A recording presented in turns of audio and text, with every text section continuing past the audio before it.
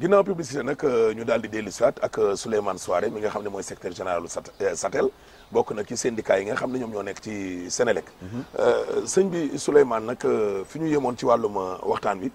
Sénélec nga ne am na sañ-sañ bu ñu demee ba gisatu ci boppam wala lañ santoon kële defu ko. su ko neexee mu résilier contrat. bu ko neexee mu résilier contrat parce que contrat bu nekk am na ay dispositions. mais xanaa kon nag kon Sénélec kon xanaa béton. la signé ak Akilee ba tax affaire bi mënatul dëkk te tam résilier yu leen. yàqoo leen contrat bi. man ci li ma xam ne moo andi tey jii jafe-jafe bi mooy xam nga mooy lan. waaw mooy ne xam nga li andi coow li lan la. bari na ñoo xam ne même syndicat yi sax dañ leen wax loo xam ne amul. ah bon waaw dañ leen wax lu amul xam nga lu tax ñu wax leen lu amul. dañu leen wax ne ba ñuy signé contrat bi ñu signé ak Powercom muy société israélienne boobu parce que dañu nekkoon ci jafe-jafe ak Akilee moo tax ñu dem signé ko te loolu amul man ci li ma jot ci information li ma xam te loolu mën naa ko prouver gis naa ci benn journal bu ñuy wax la lettre du continent ñoom ñoo njëkk a junj ne Senelec dina am jafe-jafe ak Akilee parce que dafa signé ak moom contrat d'exclusivité te mi ngi signé ak benn société bu ñuy wax Powercom société israélienne boobu. ba ñu waxee loolu dañ ci teg ay bés ci li ma yëg aussi ci ma xam ko Senelec jot na lettre de mise en demeure Akilee pour que ñu exécuter contrat bi ci wàllu commercial ba loolu amee ci la mbir mi commencé génn dans la presse ma gis ko ci benn journal bu ñuy wax quotidien booba man maa ngi Paris bi ñu wootee coow li am ñu woo syndicat yi fekk na booba jaar nañu conseil d'administration demander autorisation pour dem signer ak Powercom booba fekk na ñu dem. signé nañu léegi kan moo signé ak israélien mais Senelec ñoo ko signé. non Biteye moo ko signé. Biteye moom moo ko signé. moom moo ko signé boobu fekkoon na Matar Cissé bi mu nekkee DG signé woon na ak Akilee. avant bi mu nekkee DG Matar Cissé bi mu nekkee DG signé woon na ak Akilee bu fekkoon ne waa ARMP yi nga xam ne ñooy joxe avis de non objection xamoon nañu ne Senelec dafa amoon exclusivité ak Akilee kon duñ ko jox autorisation. mais pourquoi loolu noonu yéen ña fa nekkoon xam ko ak waa Akilee ak ñëpp lan moo taxoon teeloo leen woon a bind kon ARMP. dama ne ñun bi ñuy wax. bi coow li yow exclusivité ba pare dem signé waat ak ay. israélien dama la wax léegi Ahmed. dama la wax léegi ne. ba ñu wooyee syndicat yi mooy après publication wu. article boobu génn ci quotidien ba de l'autre côté aussi ñeneen ñi riposté commencé génn mbir mi nekk ci sur la place publique. ca la ñu sak sooga nag woo syndicat yi ne leen kaay leen man woote boobu man mii sama syndicat kenn boolew ko ca bien que new ma fi woon mais am naa sumay nit ñoo xam ne ñu nga ca kër ga bu ñu leen wooye ñu fekkee ko te boobu xamoon naa ne ñoom ba ñuy signé contrat ak Powercom booba bay wut ay autorisation de non objection ak ARMP booba amul problème seen diggante ak Akilee. mais pourquoi ñenn ñu nekk ci kër ga jàppee Akilee ne daal maanaam intrus. xam nga loolu yëpp pour man ñooñu dama leen di jàppee xam nga lan. waaw d'abord ñàkk xam. ñàkk xam ignorance. parce que gis nga nag si. mais ñu mel ni ñoom Mademba Sob kenn ñu mel ni ñoom Mademba Sob d'abord Mademba nekkatul ci kër ga. nekkatu fa xamul lu fa xew luñ ko ci wax lu mu ci xam wax rek dañ ko cay wax wala mu jot ñu jox ko contrat bi ne ko am liiral mu jéem ci interpréter à sa façon moom. mais Mademba Sob est-ce que dara mën na xew Senelec te du ko. dama ne moom nekkatul secrétaire général Soutelec ka nga xam ne moo fa nekk tey di secrétaire général Soutelec bi te ngeen invité ko seen plateau. waaw bari na lu mu ci wax loo xam ne mën naa la démonter benn bu ci nekk wax ne lii mu wax ni taxawul fenn. parce que wax naa la léegi ne la lii la liggéey bii la Akilee nar a def ci Senelec kon donc le Senelec daan liggéey mu cœur de métier bi ba léegi Senelec moo koy def wax naa la léegi ne la. su fekkee ne Senelec lan mooy chiffre d'affaires am xam nga mooy lan mooy kilowattheure bi muy jaay muy courant bi nag bu ko xasee ba jaayee facturer ko jox ko clients yi fay ko loolu mooy chiffre d'affaires am. mais ñoom aussi li ñu wax tamit est-ce que dina neex a démonter sëñ bi Souaré. waaw. yéen Senelec Akilee presque ci Senelec la. ak 34%. président su conseil d'administration bi yéen a. waaw sur 7 membres. 3 yi su ma jumul. waaw Senelec la. mais lu tax kon Senelec di signé ak kooku lu tolloog 187 milliards. waaw bu ko Sénégalais yëpp déggee dañuy ticket. te yow nga ne foofu yow yaa fa majoritaire yow koy loolu nga ko mën a defal sa bopp. dama ne. xam nga dafa te yow ba tey yaa ngi bañ ne Akilee. du entité étrangère. dama lay wax ne la. Ahmed waaw ci wax ju néew. waaw boo jëlee société bu mel ni Gaynde 2000. waaw xam nga tey jii bu njëkk da nga daan def ay déclaration en douane. waaw. jël benn transitaire jox ko mu dem duggoon fii lijjanti fi kenn xamul mu am ay problème yu dul jeex léegi ñoom concevoir nañu application boo xam ne boo bëggee def déclaration doo dem douane di rang da ngay toog sa bureau def ko application yu mel noonu loolu mooy révolution bi ci monde bi nga xam ne moom ñu toll prestataire ñi nga xam ne ñoo daan dem di la relever boo amee yow koo xam ne fi nga toog lay toog relever la say compteur couper la say compteur wax la fan la perte yi nekk nga dem seeti ko loolu bokkul ak jël sama liggéey jox la ko parce que da nga may yombalal sama liggéey. mais Sénélec ak seen tutelle. waaw politique moom moo ci rax. wala mauvaise gestion la. wala lan moo xew. man ci sama man ci sama jàngat laa wax. waaw gis nga lu mel nii. waaw ci république bu normal. waaw warul woon sax mën nañu jëm kaw. ndax benn ka nga xam ne tey jii moom mooy ministre bi. ministre dégg nga moom moo doon directeur général bi. contrat bi moom moo ko signé. waaw tey jii bu fekkoon ne sax dafa am ay jafe-jafe ci contrat bi ndax yaakaaroon ne gën naa jaadu directeur général bi dem ci ministre bi ne ko monsieur le ministre contrat bi nga ma fi bàyyil kat am na ci yi jafe-jafe ndax doo wax ñii ñu ñëw ñu waxtaane moo tax ma ne lan mooy problème bi. donc Pape Demba Bitèye kii moom mooy ministre am. bu amee rek. problème bi te président de la république tam war a nekk arbitre. coow li boobu ba léegi nii ñu ngi nii toog. dama lay wax ne la man ci li ma ci xam man. waaw te xam naa ne syndicaliste bi nekk ñiy wax ñoom ñi fi ngeen invité ak ñëpp li ma ci xamuñu ci kaar bi am na ay ponkal yoo xam ne ñu ngi ci biti Sénélec. waaw ay ponkal yoo xam ne ñu ngi ci biti Sénélec te li may wax lu ma wóor la parce que am na ci ñoom ñoo xam ne ñi waxtaan na ak ñoom directement à partir de Paris au téléphone ñu ne ma contrat bi dañ koy kase. waaw dañ koy kase parce que président yëgu ko parce que banque mondiale yëgu ko parce que MCC yëgu ko ñooñu nga xam ne nag. ñoom dama ne ñoom ñu nga xam ne. société nationale mën na signer un contrat de plus de 180 milliards. dama ne waxuma sax contrat wu 180 milliards. loolu dinaa ci dellu si waat. xanaa 1 milliard sax boo ko signé nekk ab société xanaa. xam nga loolu ka koy wax te bokkuloo ci. waaw muy junj li nga xam ne moo am ci presse bi. parce que article yi ngay gis yëpp ñuy génn di yuuxu di dal ci kaw ministre bi di wax ay kenn xamul di génne ay jéem a génne ay. mais ministre bi ñuy wax ne dafa signé di ko diaboliser. ci veille présidentielle bi. ak presque ay une semaine. avant muy dem. fournisseurs yi presque 2 fois 30 60 jours 2 mois. lañ doon toog di xaar. ak i lay jot na 2 milliards 700. en 72 heures. yooyu yëpp yaakaar naa liir nga ko. liir naa ko ci presse bi. mais man xam nga loolu am na wala amul. ak i lay jot na dara wala jotul dara. dama ne man yooyu intéressé wu ma. xam nga intéressé wu ma Ahmed xam nga yéen syndicaliste yi yéenay défendre. kaay ma ñëw. l'intérêt des travailleurs. waaw mais man intérêt travailleur boîte bi tamit. dama ne la boîte appartient au peuple kon yéen dafa mel ni yéen da ngeen di xeexal. Sénégalais yëpp ngeen di xeexaloo leen seen bopp. loolu la war a intéressé. Ahmed xam nga lu tax ma leen intéressé wu ma. waaw directeur général bu fi jaar Sénélec. waaw signé ay règlement lu ëpp loolu te kenn mës ko dégg. lu ëpp loolu c'est lu ëpp xaalis boobu ci te kenn mës ko dégg. yow pour yow kabal la. pour man. waaw loolu amul njariñ. dañuy xeex Matar Cissé. loolu kese la ba pare beneen affaire. ñoom ñaar dañoo bokk fu ñuy loolu nag kooku moom ñi politique yi ñoom la intéressé. kon pour yow politique la. kaay ma wax la lenn. pour yow politique def ci pour man politique la ak yeneen yoo xam ne yii nii ay affairistes doo wax des gens yoo xam ne seen njariñ mooy ñu casser contrat bi ñu continuer di jënd ak étranger yi di ci def seeni business. parce que ku dem andi société israélienne dégg nga te ñëw andi ko te mu wóor ne am nga contrat d'exclusivité te compteur bi.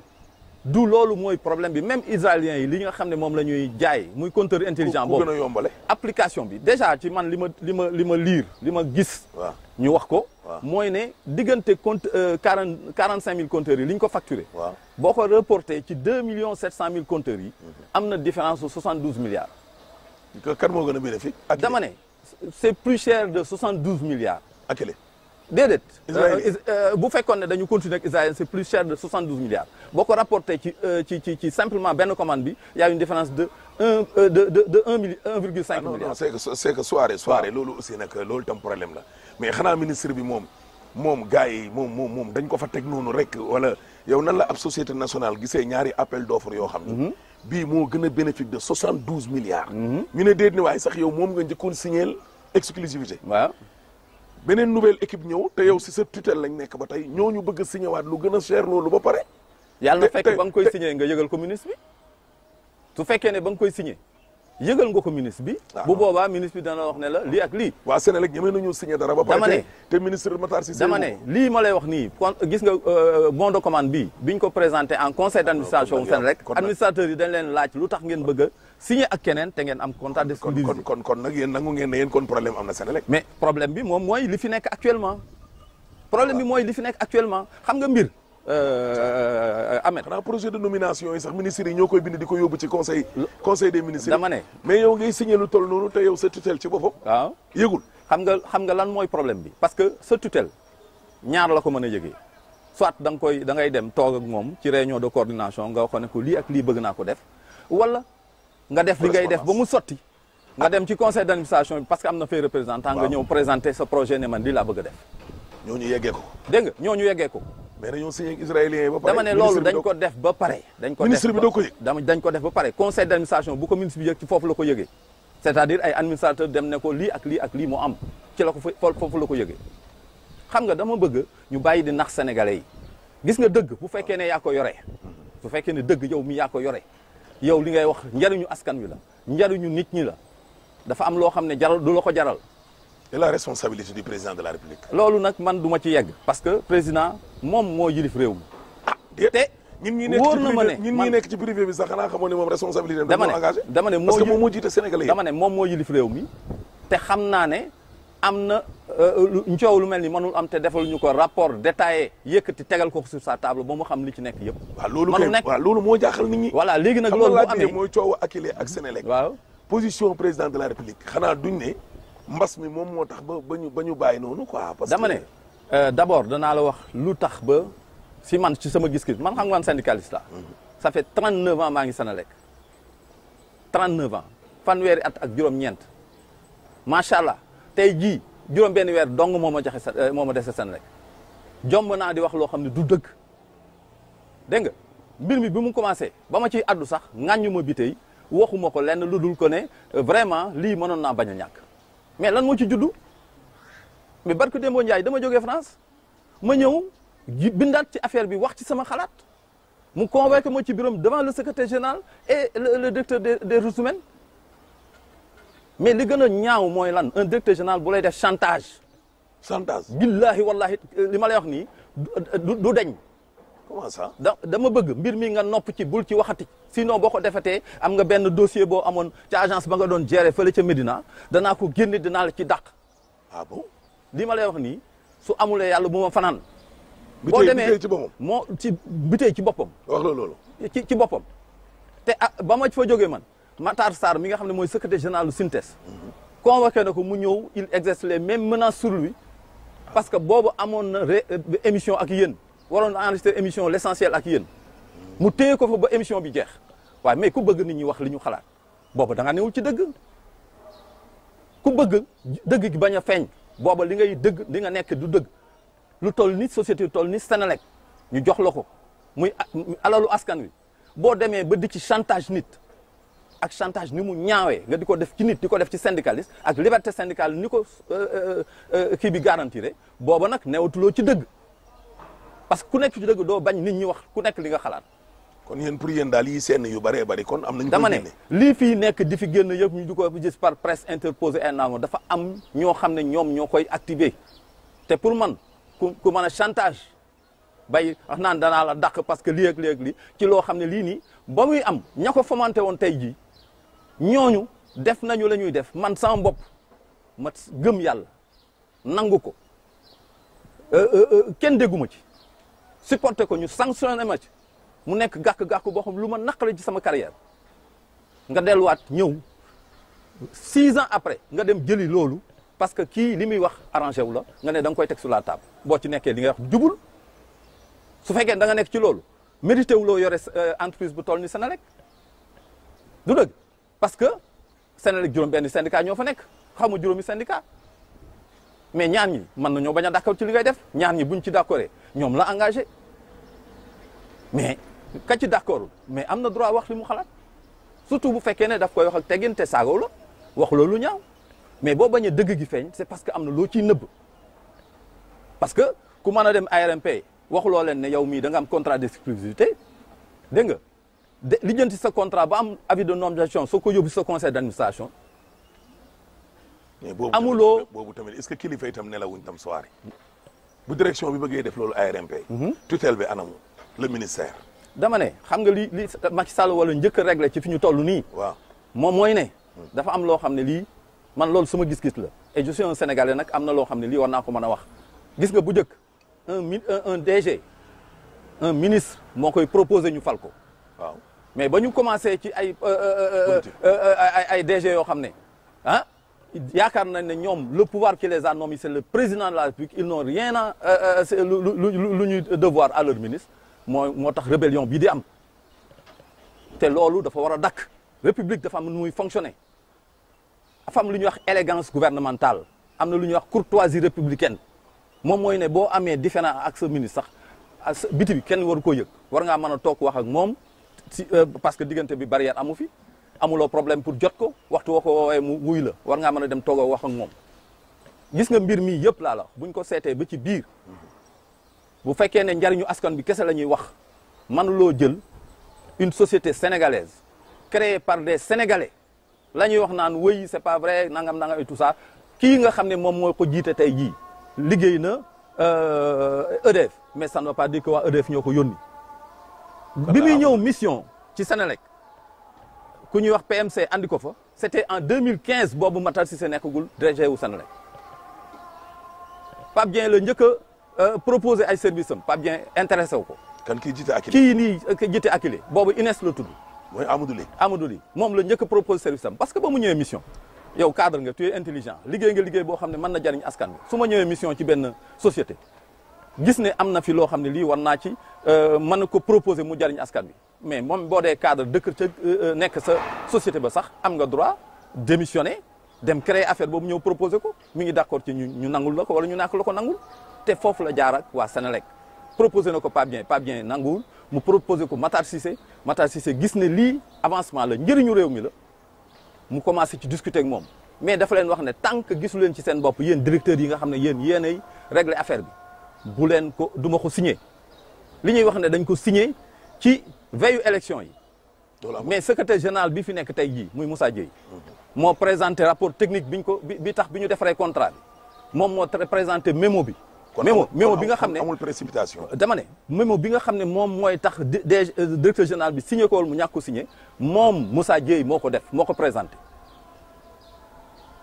te ñoom ci seen bopp muy juróom-ñaari directeur ku ci nekk sa paraaf boo demee ca contrat bi sa xoos mu nga ca biir pour dire que yow d'accord nga ci contrat bi tey la dégg nga bu conseil d'administration bi avant mu koy signé ñoom ñii administrateur ku ci nekk def nga ci sa paraaf président conseil d'administration bi soog ko signé mais naka la ñuy mën a demee signé loolu ba pare delluwaat parce que équipe directionnelle bi changé na PCA bi moo fa ñëw lu bees ak directeur bi fa nekkoon moo fa jóge keneen ku bees nga bën a ñëw taxaw ne liñ fi signé nekkul ci intérêt Sénélec ça veut dire que ñoom cadre ya ko defoon ñaar rek mën a nekk mérité wuñu la ñu nekk parce que bu fekkee ne mérité nga responsabilité yi ñu la jox boo xasee ba engagé sa responsabilité intellectuellement war nga ko mën a défendre quel que soit le directeur bu ñëw après man loolu laa gëm man ba may am problème dama bokkoon ci comité de restructuration et de relance du secteur de l'énergie bokk ci ñi valider plan Takkal bañ ca jógee ñu commencé di ko ŋàññ ma ne plan bi baax na mu jaral ma lu ne